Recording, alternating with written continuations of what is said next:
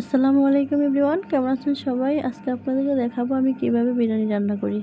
প্রথমে একটা পাত্রে নিয়েছি, তারপরে তেল দিয়েছি, তারপরে দিয়েছি পেঁয়াজ কুচি দিয়ে ভালোভাবে নেড়ে নিব। এখন যখন বেরেস্তা হয়ে গেছে তখন দিয়ে রসুন বাটা দিয়ে দেব, দিয়ে দিব আদা বাটা, দিয়ে দিব জিরা বাটা, দিয়ে দিব তেজপাতা, দিয়ে দিব গরম মশলা গুঁড়ো, দিয়ে দিব মরিচের গুঁড়ো। এখন ভালোভাবে নেড়ে নেব। দিয়ে দিব 1 প্যাকেট বিরিয়ানি মশলা, তারপর ভালোভাবে নেড়ে নেব। দিয়ে দিব টক দই, দিয়ে দিব সামান্য পরিমাণ পানি, তারপর ভালোভাবে মিশিয়ে নেব।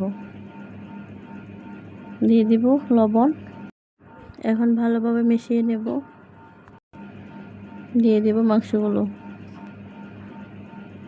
মাংসগুলো দিয়ে ভালোভাবে মিশিয়ে নেব মশলার সাথে। ভালোভাবে মিশিয়ে নিতে হবে। এখন আমার ভালো করে কষানো হয়ে গেছে। দিয়ে দেব পরিমাণ মতো পানি দিয়ে অনেকক্ষণ ফুটিয়ে নিয়েছি। তারপর দিয়ে দিব ঘি। এখন দিয়ে দেব চাল দিয়ে ভালোভাবে নেড়ে নেব। যখন ভাজা হয়ে আসবে তখন দিয়ে দেব পানি দেওয়ার পরে ভালো করে বলক আসার জন্য অপেক্ষা করব। এখন আমি ঢাকনা দিয়ে দেব। বলক চলে আসছে। দিয়ে দিচ্ছি কাঁচামরিচ, তারপরে দিব গুঁড়ো দুধ দিয়ে ভালো করে মিশিয়ে নেব। যখন পানিটা শুকিয়ে আসবে তখন আমি একটু নেড়ে দেব। যখন নাড়া হয়ে যাবে তখন আমি ঢাকনা দিয়ে 10 মিনিটের জন্য অপেক্ষা করব। 10 মিনিট হয়ে গেছে।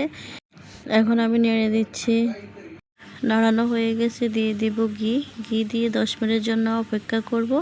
এখন আমার 10 মিনিট হয়ে গেছে। আপনারা দেখতেই পাচ্ছেন আমার বিরিয়ানিটা কতটা ঝরঝরে হয়েছে, কতটা মজা হয়েছে। আশা করি আপনারা দেখে বুঝতে পারছেন। এভাবে রান্না করে বাসায় খাবেন। আল্লাহ হাফেজ।